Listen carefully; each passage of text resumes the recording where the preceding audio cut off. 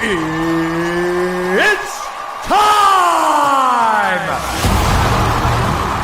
And now, introducing your host, fighting out of Las Vegas, Nevada, by way of Boston, Massachusetts, presenting live the Bostonian versus the Book.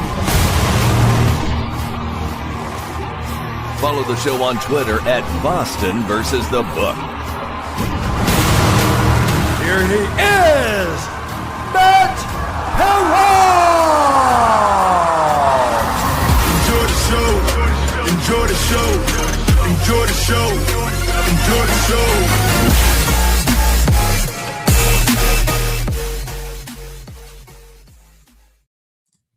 What's up, Brigade? How are you? Welcome into an early edition of the Bostonian versus the Book. For some of you, you've never seen the show on this early. If you're on Sports Grid, you have, because it's the same time as always.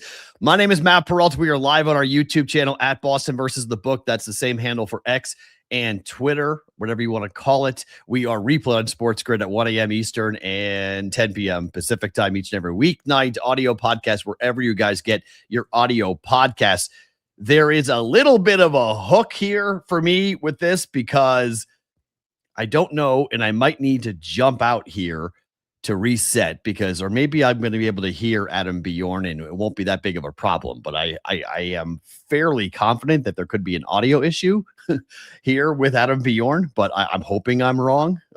When Adam jumps in, maybe I'll jump in and jump out and be able to reset it. So if there's an issue, let me know in the chat because we've never been on this early. And, you know, knowing me, it's 8 o'clock in the morning. So there could be 1,000 things wrong with the program today, freezing and whatnot. We've never done it this early, at least not in my memory solo. We've never done an 8 o'clock in the morning show, Pacific time, 11 a.m. Eastern time. And I think we're on YouTube. I mean, on Twitter, I think. Let me see. Yep. Okay. We are. So we are on there. So that's good news. Just because it's one of those situations where you log on and you realize the audio is not coming through your headphones. And I'm like, okay, this could be a little bit of a problem. But anyways, it's your issue. It's my issue, not your issue. So let's roll here. We got a lot to get to on the show today, including, is Miami of Ohio going to be left at the altar and not getting an invitation to the big dance coming up on Sunday? We'll get into it during the opening line. Do you know what WAB is? WAB. We've created another metric, and it's a metric that actually helps Miami of Ohio's case to make the NCAA tournament at large field. But we had the RPI, we have the NET, and now we have the WAB, wins above bracket. Hold on, I'll explain.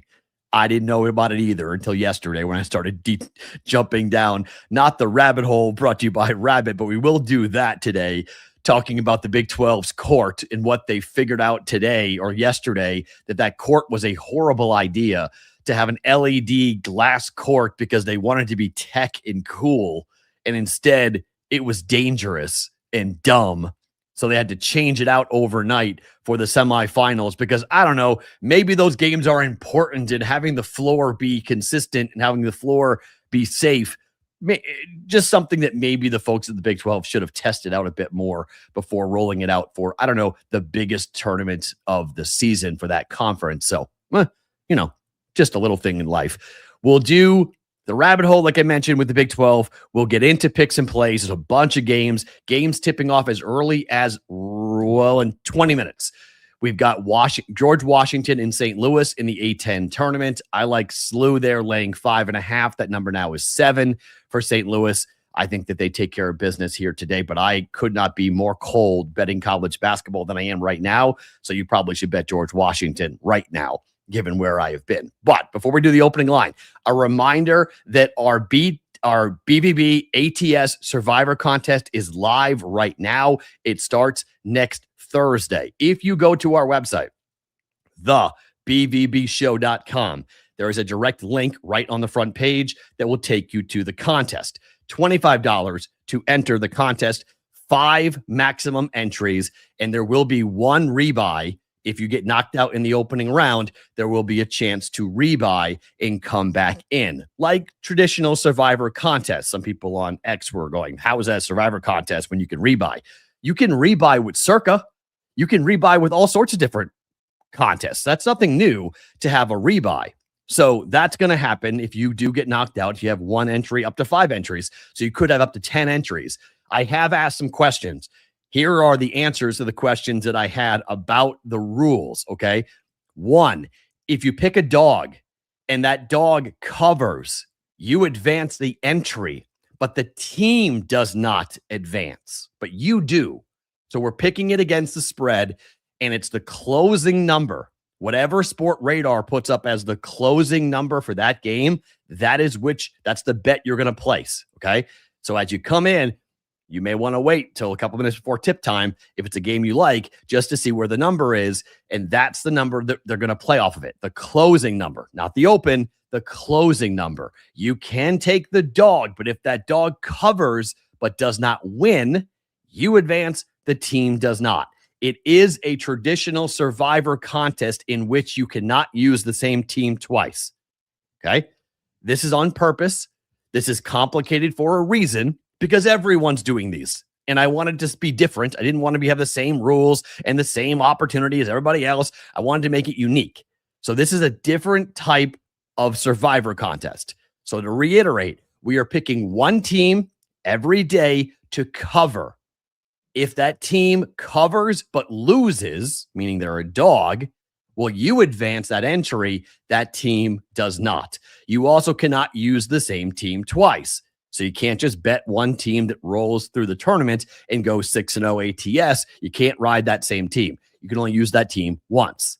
So there are 16 games on Thursday, 16 games on Friday. You have 32 options in each day, Thursday or Friday, and so on, right? We go to 8 games, that's 16 options. We go to 4 games, that's 8 options, and so on until we get to the national championship game, which takes us down to 2 options, right? Which team's going to cover, which makes it a lot more fun in my mind. If you get to the championship game, when we get all the way down, you have to bet the game against the spread, not just who wins. You got to pick it against the spread, which makes it far more interesting in my mind from a handicapping standpoint. So that is where you guys have an opportunity to jump on in with us here.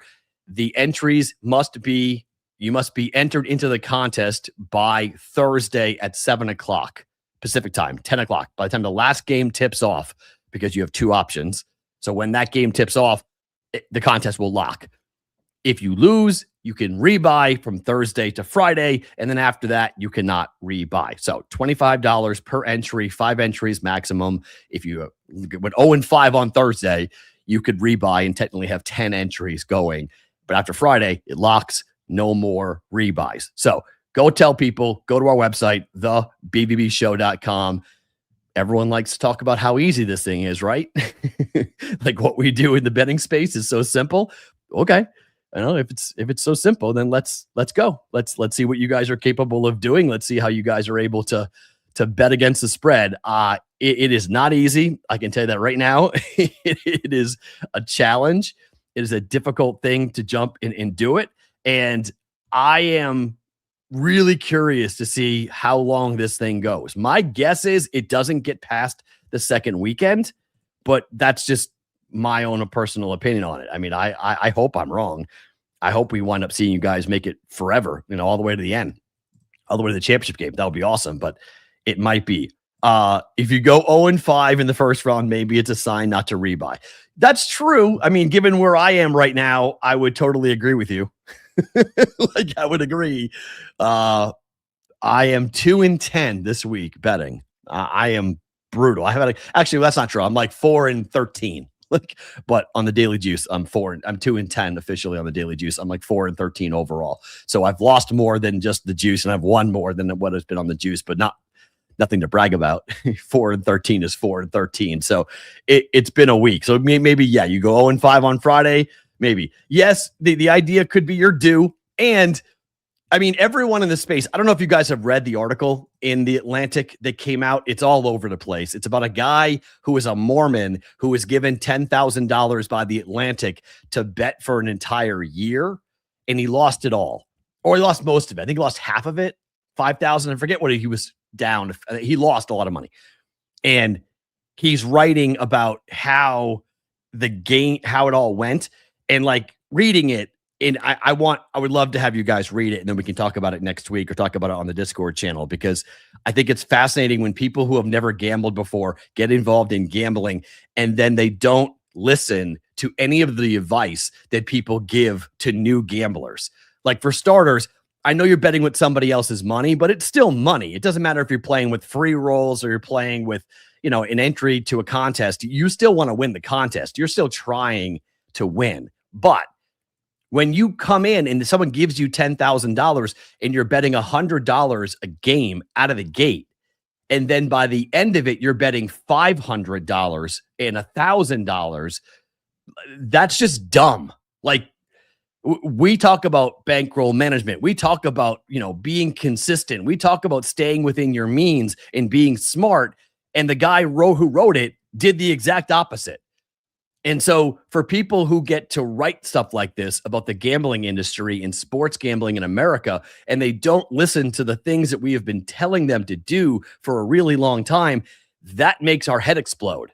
So it's in The Atlantic. It's a free read. It's out there today and tomorrow, I think, for everybody to read for free. If you are somebody who is a gambling person, most of you guys who are watching this show are, I think it's worth their time to read it, because I do think we need to be armed with the information like this, because we're going to have to push back when people start to, in court hearings or in, different situation, when they start talking about where we are, we're going to need to have to start like bringing up some pretty big issues and say, hey, if you're given $10,000 to bet with, maybe don't bet $500 a game if you're losing. I don't know. Maybe that's just me, but I don't know. Let's start the program with the opening line. Do you know what WAB is?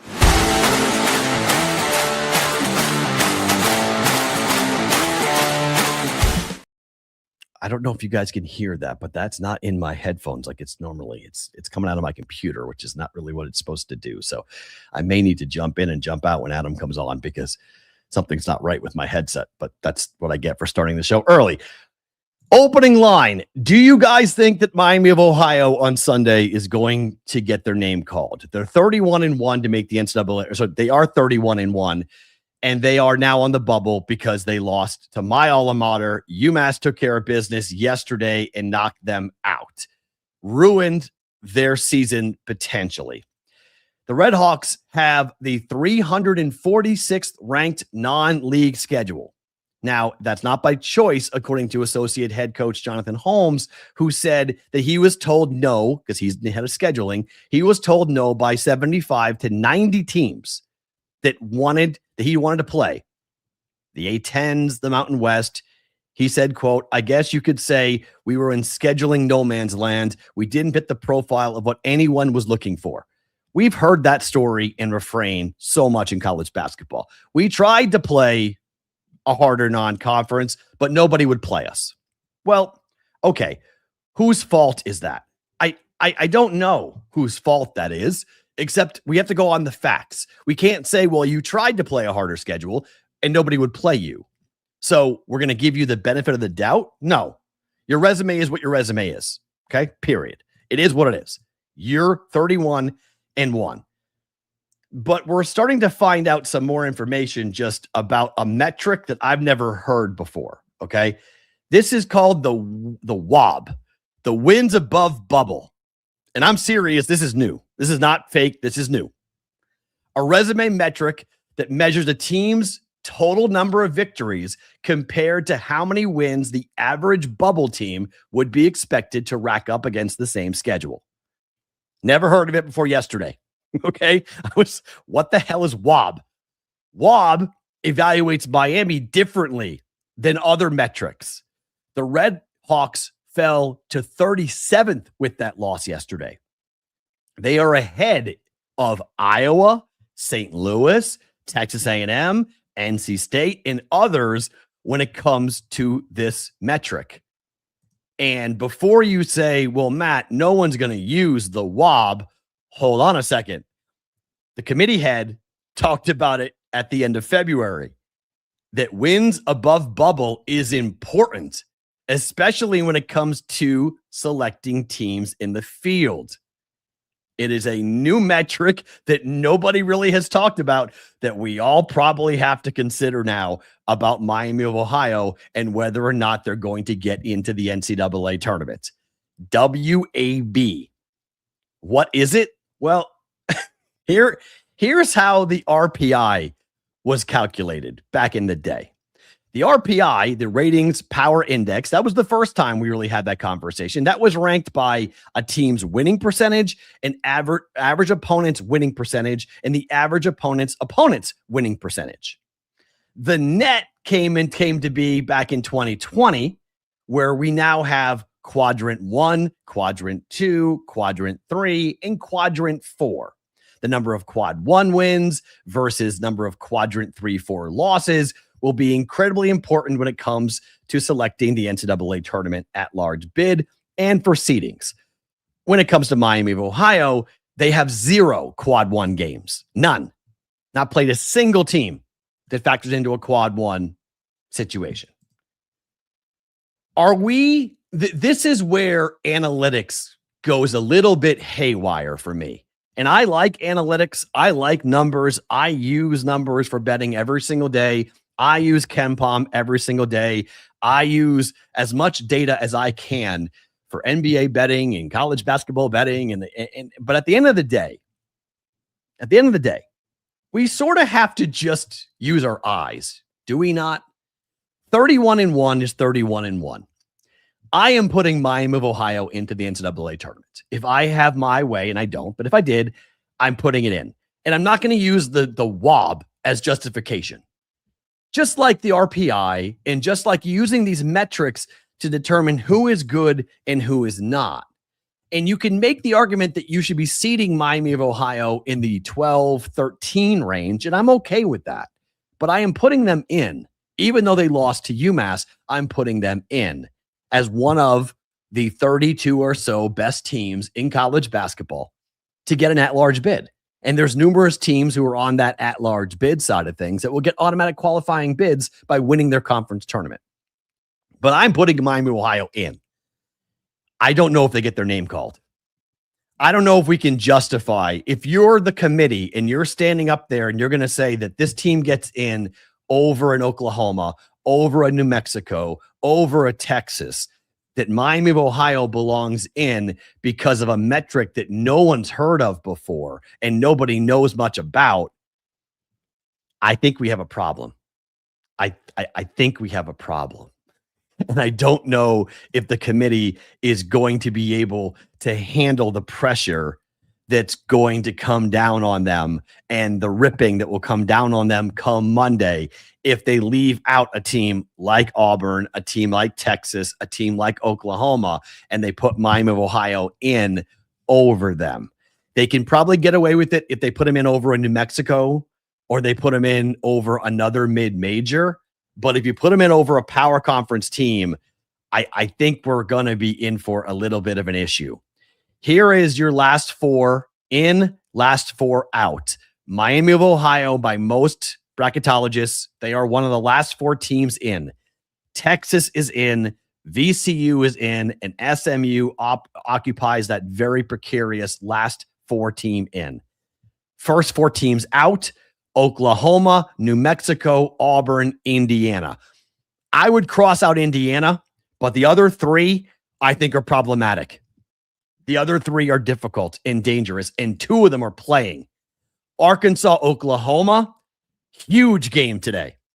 New Mexico, San Diego State, also huge game today. If Oklahoma and New Mexico win, I think you're going to have a hard time keeping them out. And that's where I think Texas and Miami of Ohio and VCU and SMU start to feel the pressure on Selection Sunday. You want to see losses. Arkansas and San Diego State. If you're somebody on that bubble, you want to see Arkansas and San Diego State today win and not give another big resume boost to Oklahoma and New Mexico. I love Oklahoma today. I couldn't be more cold. So if you're somebody, I love Oklahoma today, and I'm ice cold. I love Oklahoma to cover. I love Oklahoma to win. They're the hottest team in the SEC right now, and Arkansas is playing their first game of the tournament. I love OU, but I'm probably going to be dead wrong on that. The other game, I don't really know much. New Mexico, I have no real opinion on New Mexico and San Diego State, but I love Oklahoma coming up today. I might be dead wrong, but let's find out where our guy is. Adam Bjorn on BvB.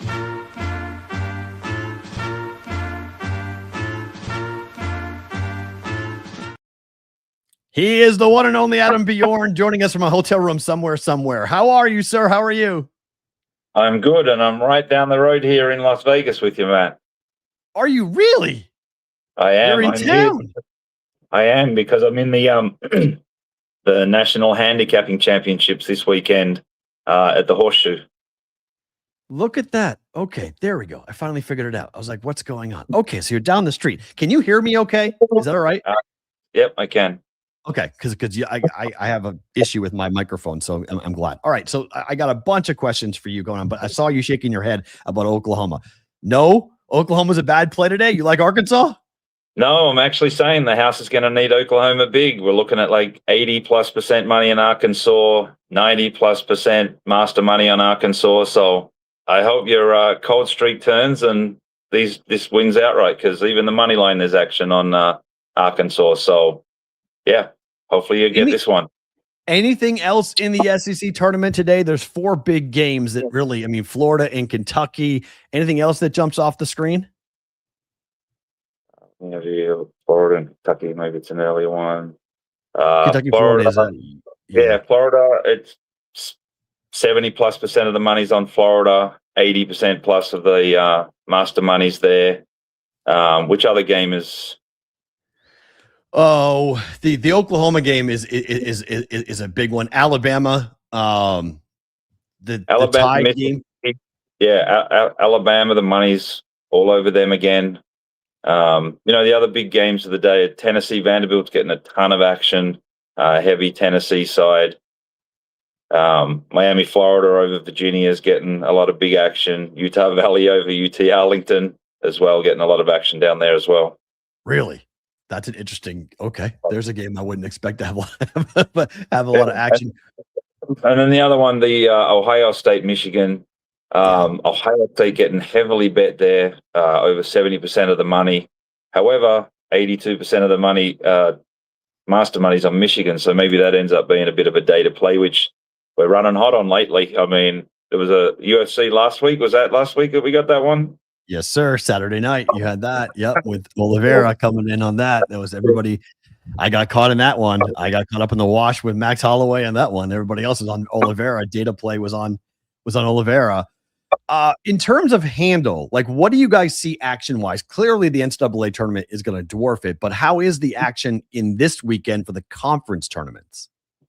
No, the conference tournaments actually get a lot of action. I think that it draws in the local pockets of customers and whatnot into that. It's almost like a prelude to, there's so many games going on that it just sort of spreads out, and then it kind of condenses down a little bit for the March Madness as well. So there's, less games, more games going on now. So across the board, you get as much volume as you do then, and some really big games. Another game I'm looking at, St. Louis, George Washington, is really big volume. Arizona, Iowa State's another one. These are proper sweating games for the house this week. And I think just the season's so long, a lot of people sort of taper out. The football, they've got all this other stuff on, and they really wait for these tournaments to kind of dive into their local sort of areas, look at what teams they like. And then I think some of them sort of maybe, still going hard, but they're more looking at their brackets almost on a recreational side from the big tournament versus sort of playing action on these things. What is the action on St. Louis, George Washington? I laid 5.5 with SLU today. That game tipping off here in about 5 minutes. Okay, so then looking at this, looks like all the money's generally on St. Louis, looking at 82% of it there.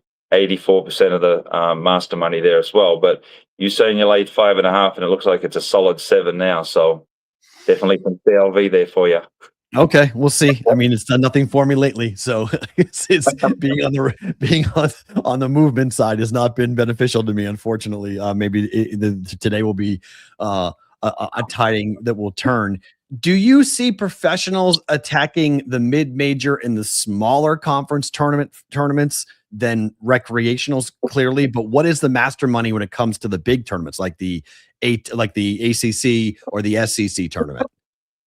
Yeah, I mean, that's their advantage. The lines are more inefficient on those games. The thing is, once you get to this point, all these teams have played, a significant amount of games. So it's sort of looking at the lineups, the injuries, those kind of things as well.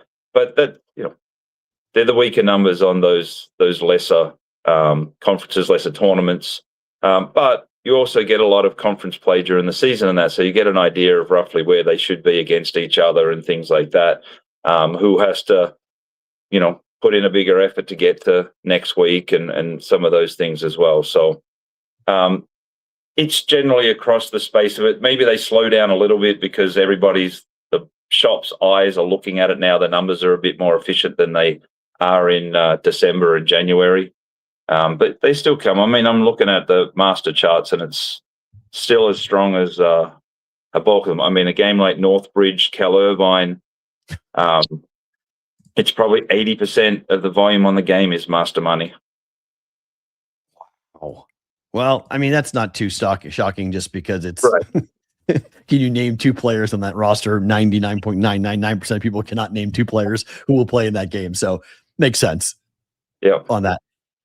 What do you see if you were giving someone advice for the NCAA tournament? You're coming in because you're a pro. You come in this weekend, not next weekend. Next weekend's like amateur hour, and you get all the boy bands and all the crazy stuff that comes in, and all the people that come to the tournament come to bet the tournament here in Vegas on Thursday, Friday, Saturday, Sunday. But do you have any advice for someone who's coming to Vegas next week to bet the NCAA tournament? Are there any tricks of the trade that you've uncovered over the years? Well, you just kind of answered one of them there. You get a lot of public money. So there's a lot of opportunities where numbers kind of get inflated a little bit because the books just get heavily loaded. So you get an opportunity to get on the other side. And you probably see that as much as anywhere on the streets here with people, if they're coming here betting the recreational sides, doing their, 8-10 team parlays. So there's sort of spots on those other sides to find in. But for me, it's always been watched round one. Those round 2 games has probably been my most successful games in the course of 20 plus years. Once I kind of gauged it, started watching it and learning it, was because for the bookmakers to price up that round 2 game as quick as they come off the court for both teams winning round 1, they're just using the data. There's not a lot of eyeballs watching these things. And generally there's a lot of things where there's just opportunities that teams just didn't shoot well, or they didn't shoot well for a reason, or 2 very different defensive, offensive teams come together. And it was a team that was, 15-point favorites. They come up a team that just actually can play defense. They played as good as, they can. They won by 4 or 5, and everyone's thinking, well, what's going on? They sort of dropped off a lot. And it was just the matchup or whatnot. So, that one. And then the other big thing coming up lately is lineups. So especially if you're betting live, a lot of data, a lot of people are starting to work on tools of momentum and lineups. So when, NBA, they're using it more so, but I'm sure it works very strongly in the college sports because the top lineup versus your next level players is significantly different. But, when the lineups mismatch and a team goes on a run, don't panic over it because there's a mismatch, and that will sort of swing the other way in another stage of the game. So especially with prediction markets, I'm hearing there's a lot of in and out trading, over the course of 2 or 3 minutes when the lineups are off, and then there's a sort of momentum swing either in line with the lineups or against the lineups and playing those spots as well. So would you recommend holding off on round 1? Would you go lighter on round 1 Thursday, Friday, and go heavier on the weekend? I generally do. I mean, you pick your spots. You have your 5 and 12s and all the things that you sort of jump into, and I'm usually looking for upsets and big underdogs that I want to take a shot at. round one. Sort of teams, again, that their styles, they haven't come across each other before, and there's sort of spots like that. Or I think one of the big spots is often you have a seventh or eighth team in one conference that's really struggled all year against obviously a lot better teams, and they're coming up against a mid-major sort of winner that's seen as a lot stronger. And there's some of those matchups where, identifying the team that ended up eighth in a top conference versus first in another conference in those spots, which also comes to another thing is you see after day one sort of which conferences are truly standing out. You'll have some conferences that just keep winning and winning. And if you watch that early, you can start to see during, towards the evening and then into the second day, lines moving in that direction. And if you're watching those early games, you can get an opportunity to sort of jump in, really trying to beat the price move, and then making a decision later on whether you get out, have a middle, or just continue the ride. Do you feel like point spreads come into play in the tournament, or is it better off taking money line? I gamble more on the on the money line and then the dogs.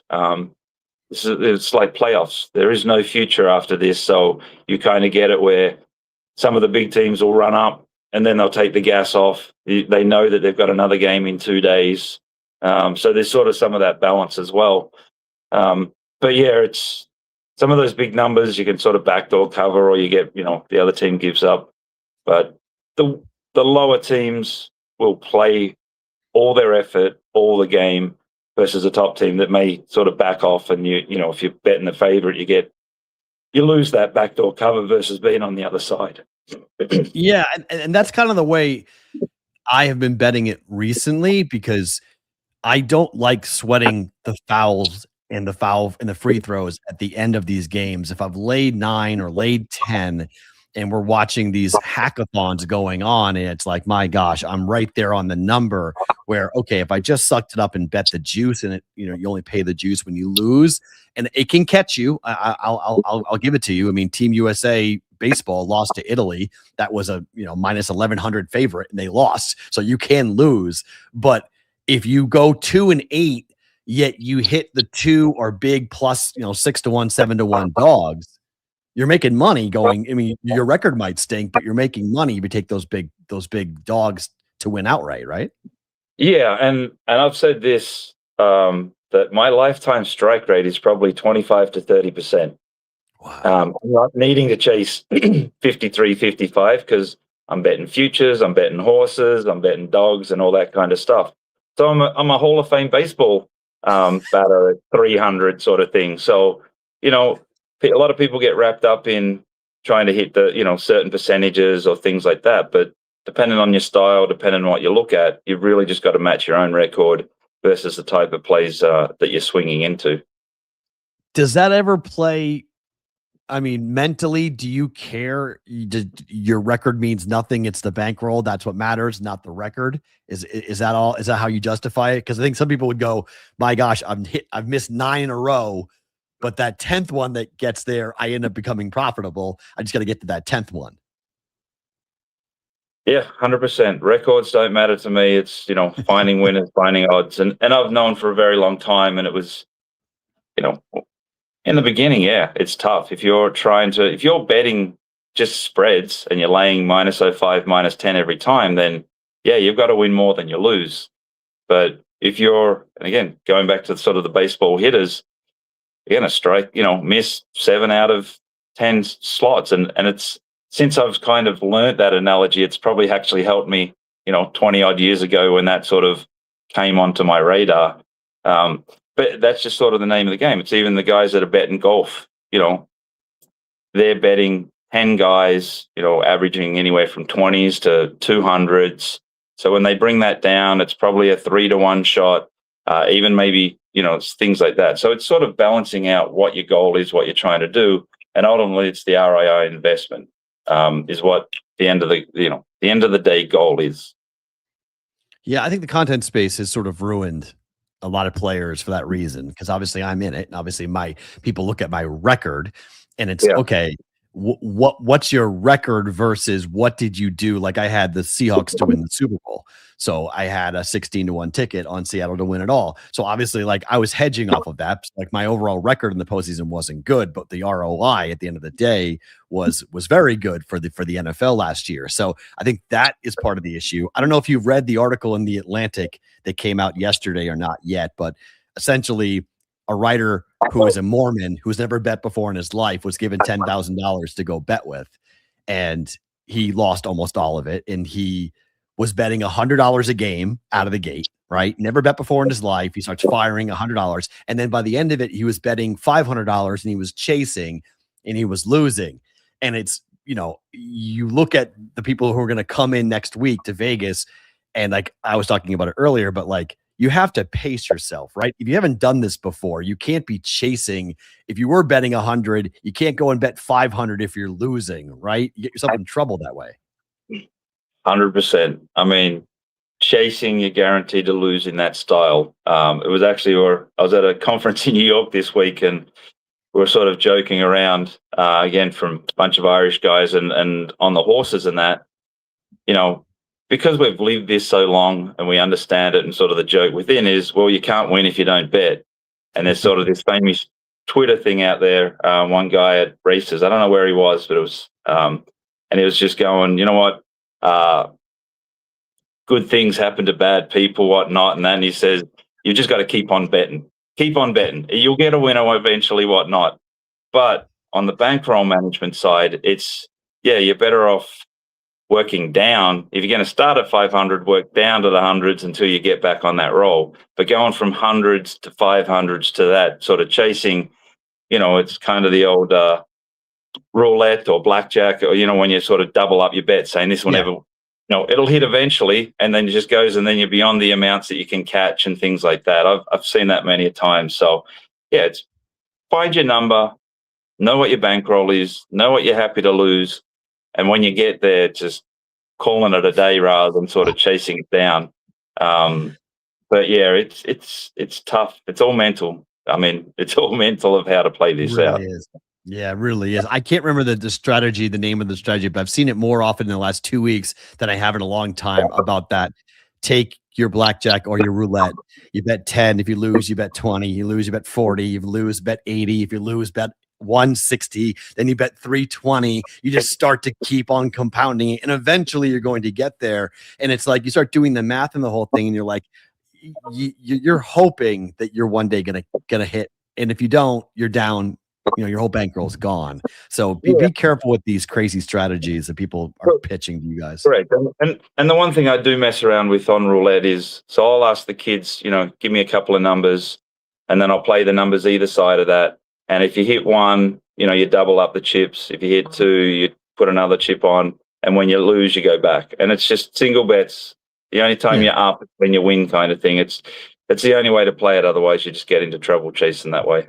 Yeah, and people who want to bet like that, I say go bet craps. Like if you're interested in that type of like massive swing, like that, there's bets you can cash on with craps. You just keep on adding up your level and let the number sit there and ride, and you can have by the time a hot roller is out there, you can have 4 or 5x what you're used to having out there on the board before they crap out. So I mean, I don't know. I think we are not educating gamblers in a very good way at the moment, because there's so many new players that come into the marketplace and they see all this internet content and they go and try it and they get their teeth kicked in, and then they get mad at us and they're like, you guys told us to do this. And we're like, no, we didn't. We told you not to do this. And you're doing what you're not supposed to be doing. So stop this behavior. I know it's a lot of basketball, but I am curious about the World Baseball Classic and what you've seen, if anything, of an uptick in interest in the WBC. The Americans made it, obviously, so that increases the idea of an American-Japanese final, which is what everyone kind of wants. But where are you guys at right now for the WBC? It has picked up a little bit in the early games. It's still not a lot. I mean, it's probably more around exhibition baseball game during the day. Looking at the two games, got United States, Canada. There's decent money on that, but there's not a lot on the DR in Korea. So seeing a bit more action on the totals and that, which are closer to pick 'em kind of prices rather than the big money lines that are showing up in a lot of these games. And then obviously the run lines as well are getting a bit more closer action. Okay. The golf this week is considered the 5th major with the Players Championship. Is it bet like that? I mean, are you guys seeing a high level of action for the players? Yeah, I just was looking at the charts this morning, and a high level. I mean, for us, this is probably closer to sort of the British Open kind of numbers as well. So I looked at the charts, and it's really good hold. We have a couple, Bridgman, which is a 7-figure loser. Aberg's a pretty decent loser as well. So, yeah, there's plenty of action on this. And as you say, it's sort of the 5th major, and for Americans, it's really the 4th. Oh, over the British, right? Yeah, over that. It's, I think for a lot of people in the colder climates, in the Michigans, New Yorks, Bostons of the world, this is like the unofficial kickoff to spring. Like you start watching golf again and you start seeing the warmer temperatures and you start getting very envious and very angry. I mean, it was 85 here in Vegas yesterday. I'm getting on a plane and flying to Boston where it will be 38 degrees when I land. So there's a lot of people who are not happy with the current state of the weather that they're in. So I think the idea of having the golf clubs come out of hibernation makes them all really, really excited. All right, before we let you go, you got to tell me why you're in town. What is the contest that you are in here in Vegas? Yeah, so this is something that I've heard about, seen about for a couple of decades. They have a national handicapping championships annually to pick horse racing, the best horse racing handicapper. I guess over the course of the year, there's different tournaments, and you can sort of qualify, and then you get an invite to this event.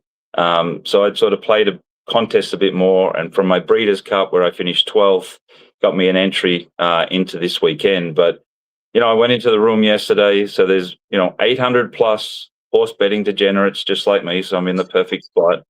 The pool is just over 5 million in prize pool and payouts and whatnot, 800,000 plus to the winner, and then the guy that won like the handicapping tour, because there's a tour just like the golf tour and whatnot. If he wins this, then he has like a $5 million bonus or something like that. So, it's today you pick, you get pick any 10 horses that you want in amongst like 5 or 6 tracks. And then there's 6 mandatory races that everybody has to play. And then tomorrow, I think it's 12 any, 8 mandatory. And then from that, they take the top 10% of the 800 into Sunday morning, which is like the semifinals, and then they take the top 10 after that onto a final table Sunday afternoon. So got into town last night, went and got the forms, watching some races, pinging people if do you have any winners this weekend. And then, in probably about half an hour, I'll head to the room, and I've got my seat already, and I'll start trying to find some horse winners. Is there a way for us to track and follow this online? Do they put the results up anywhere? So I believe there is live streaming and live results and things like that. So I'm going to get those together and put them on my Twitter later, which an update on my Twitter. I was upgraded this week. I am now at Adam Bjorn. They got rid of the 2, so you can update me there. Oh, nice.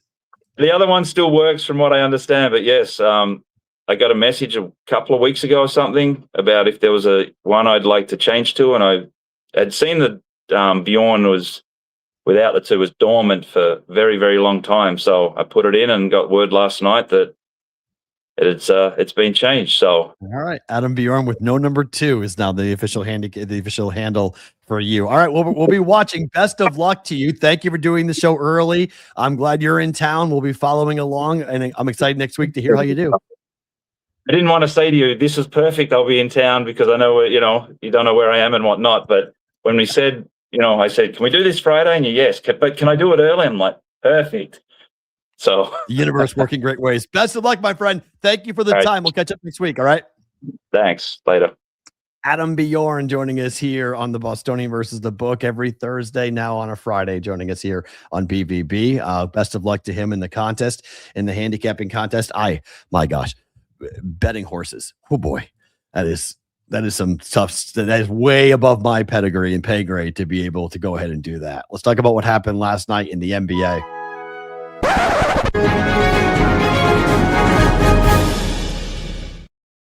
So you guys didn't tell me if the audio was messed up. So I think the audio is okay, which is because it's weird because I can hear myself in my own headset, but anything that comes out of the computer is coming out of the computer and not coming out of my microphone, which is into my headset, which is supposed to. So hopefully it all works out well for the replay. And you guys said it's all good. So I think we're rolling here with that. What happened last night? You can sign me up for 7 games of the Boston Celtics and the OKC Thunder anytime you want. Let's go and do this because SGA passed his Wilt Chamberlain for the longest 20-point streak in NBA history, which is a ridiculous number. But after the game, there was controversy. After the game, I mean, look at this play. This is Jordan Walsh just putting his arms out.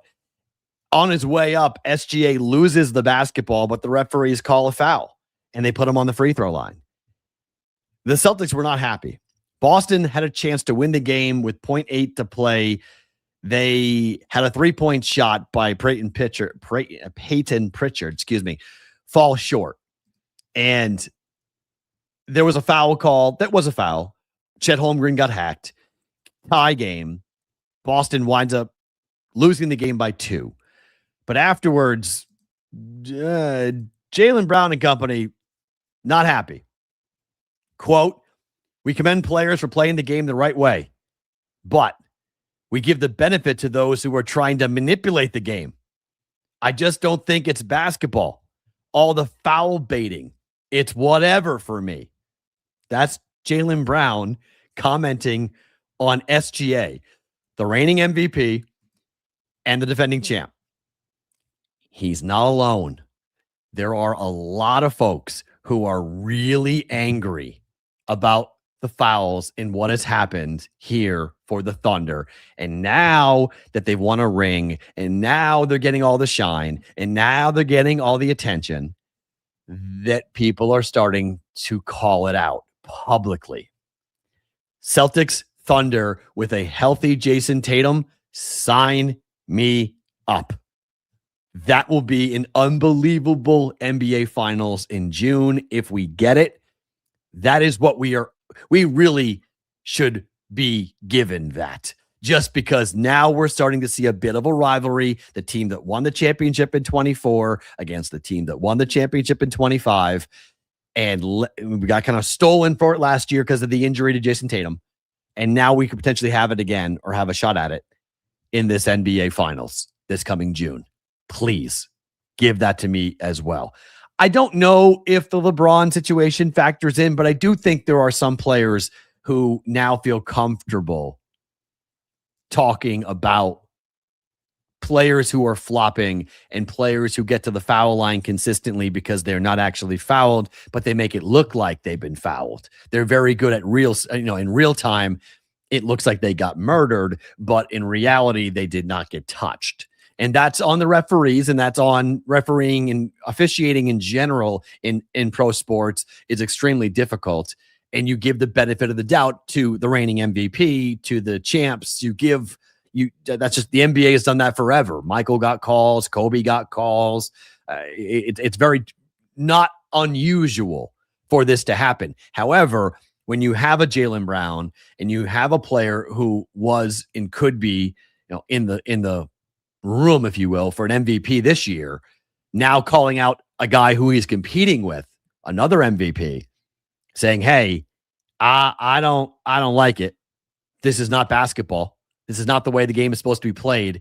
You are manipulating these referees. You are manipulating the game." Some might call it brilliant. Some might say that's what you're supposed to do. Star players getting star calls and manipulating the officials to benefit his team. That's brilliant. That's sports, right? But the opponent gets frustrated by this. And it's not just another team. This is not the Orlando Magic calling out. This is the Boston Celtics calling it out. And when you have an 18-time champion calling it out, that's a different situation. So I really wonder what's going to happen here in the postseason if Boston does wind up playing SGA and the Thunder. Do we see an argument? Do we see the games be called differently than what we have in the past because Boston is calling this out and saying, hold on a second. We play physical basketball in Boston. We aren't playing around with this. The other game last night almost put me in the ground because I don't know how the Spurs lost that game last night. They were outscored by Denver 42-25 in the fourth quarter. I mean, that was a win. Like that, I took OKC and Denver 2-leg money line parlay. I was like, okay, let's not play around with the numbers. The Spurs are favored by 5.5. They closed at like 7-point favorites. OKC closed at like 7.5-point favorites. Like I thought both sides, they're not going to cover most likely, but let's just get a W. Going into the fourth quarter, I felt very good about the Spurs win. I was very nervous about the Thunder. I thought Boston was going to beat OKC last night, and now I was going to lose because of the Thunder. Nope. Thunder won. Spurs lose 20, 40, 25 points in the fourth quarter for San Antonio. I like the Spurs a lot, but they do things like that makes me worried. That makes me worried. In the postseason, if they see Denver, if they see Jokic, if they see SGA before the Western Conference Finals, yikes. Very, very, very, very scary. Very scary on that coming up here on that. Let's jump down the rabbit hole.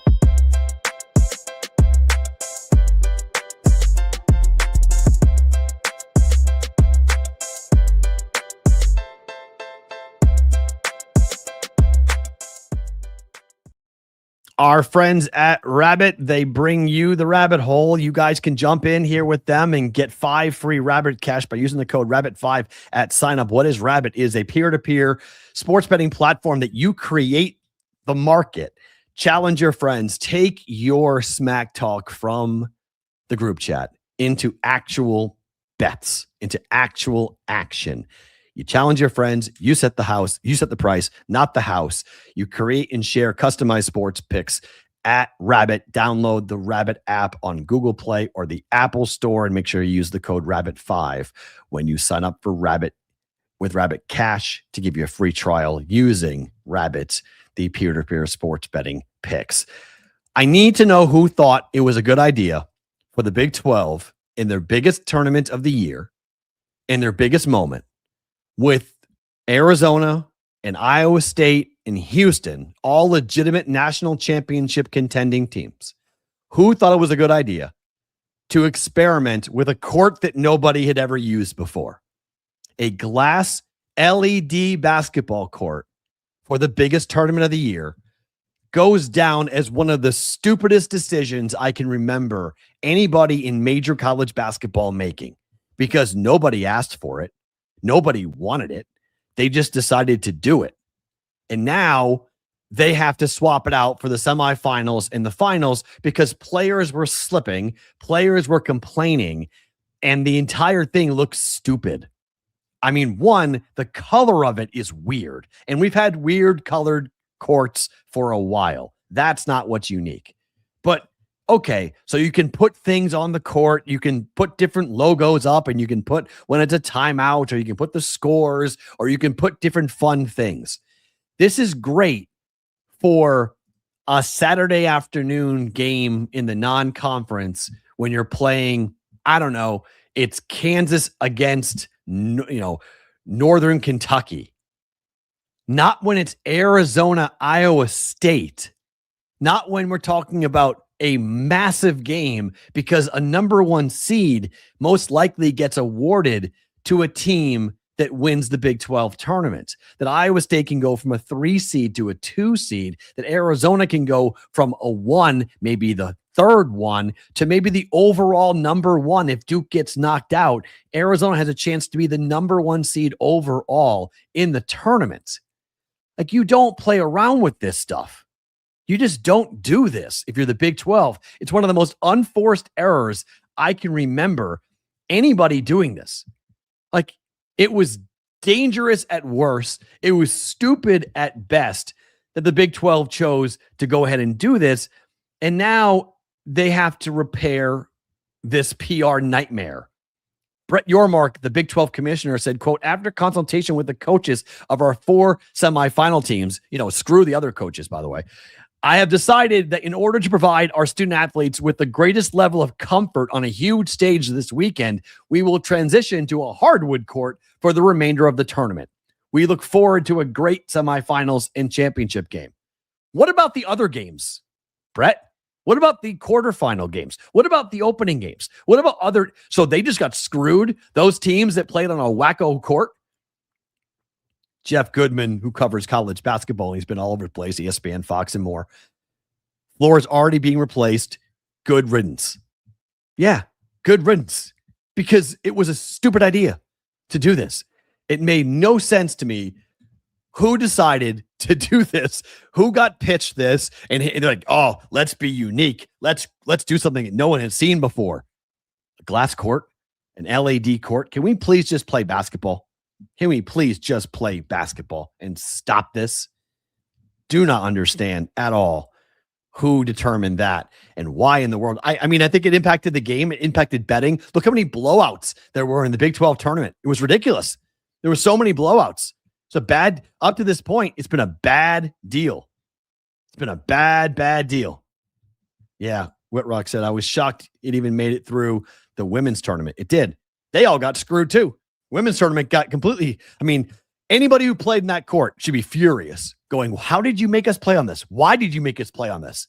It's not anything that anybody asked for. You guys wanted it for whatever reason to look cool. Horrible idea. Let's make some bets.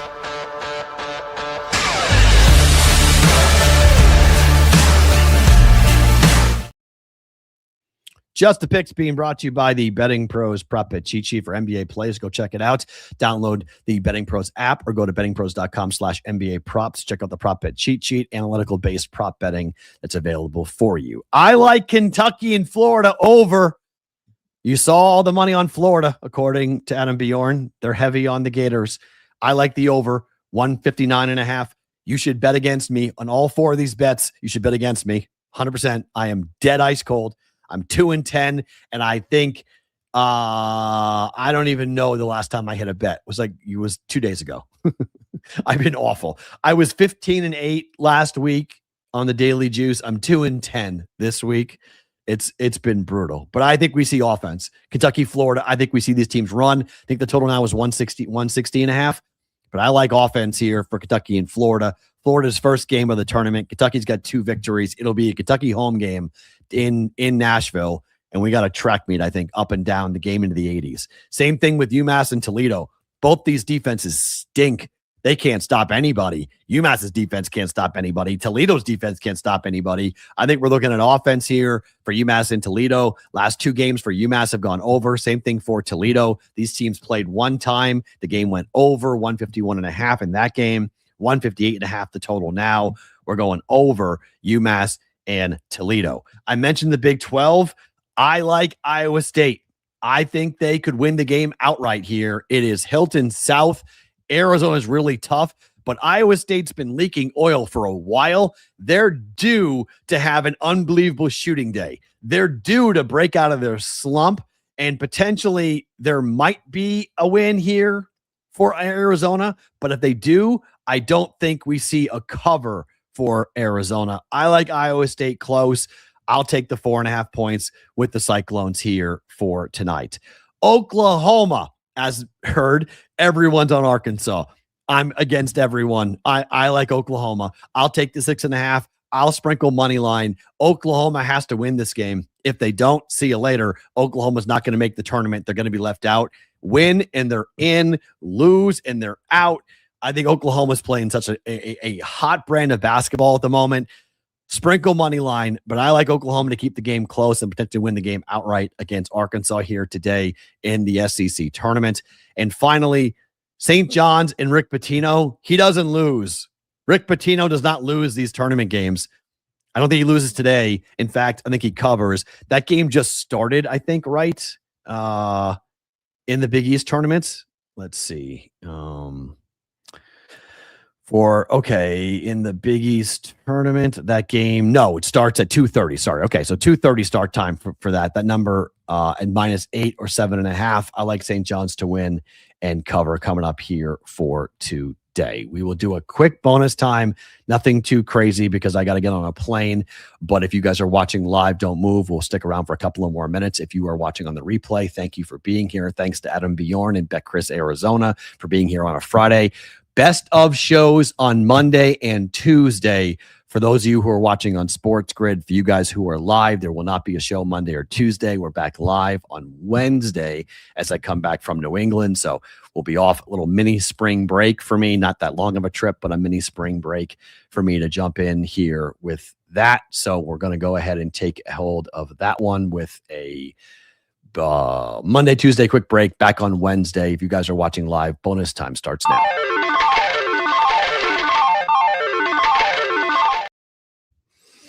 Okay, couple of quick things before we jump out of here, and I really do think you guys should read the article for The Atlantic. I think it's really worth your time. It's long, but I think it's worth your time to read it. I think there's a lot of people out there that are going to be commenting on the space for a while on it, and I think it's going to be.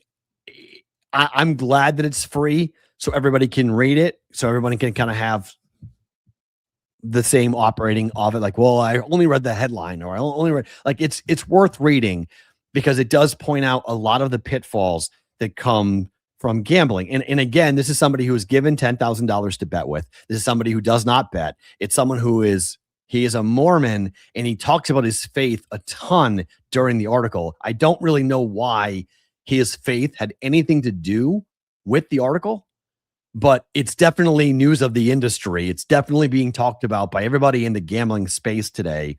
And I read it last night, and I didn't have a big problem with it. Besides, it's nothing new. We've seen this story before, and we're going to see that same story next weekend here in Vegas when somebody comes in who has not bet college basketball before, has been told that betting the tournament is so fun, and there's 16 games on Thursday and 16 games on Friday, and they're going to lose $5,000 or $6,000 gambling because they're not going to pay attention. They're going to be betting on stupid things and 5-leg parlays and, money line parlays that can't lose and all the other nonsense that happens.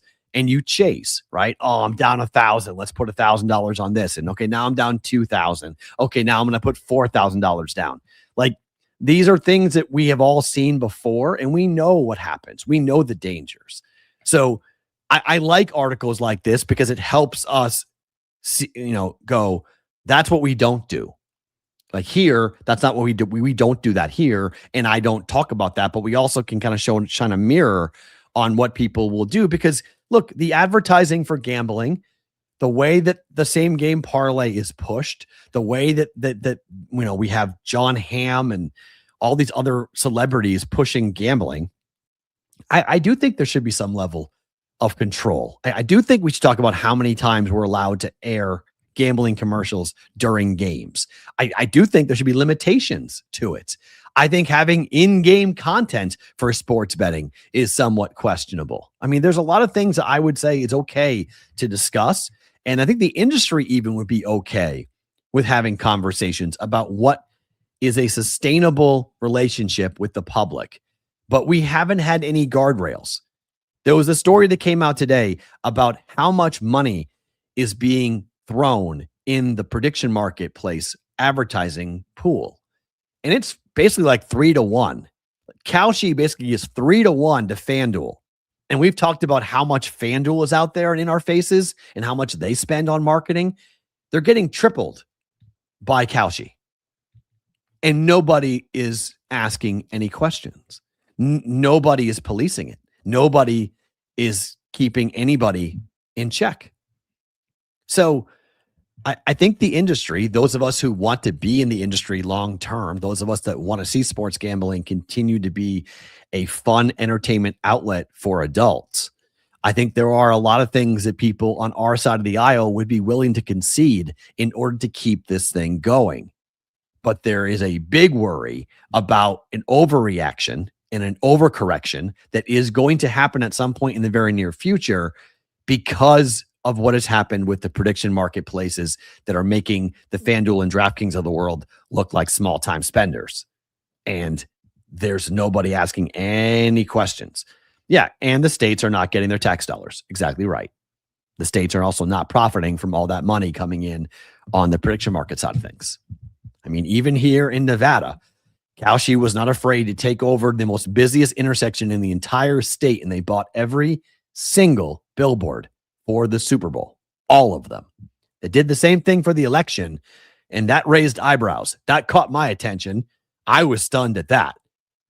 But the Super Bowl was a whole different angle. That's a whole different ball game when you start coming after the number one betting event here in Nevada for sports every single year. And without any worry, Kalshi did that. And they hired influencers here in Vegas to go ahead and publicize what they were doing, showing off what they were doing, buying advertising to advertise their advertising. That's how blatant and comfortable they were. So I think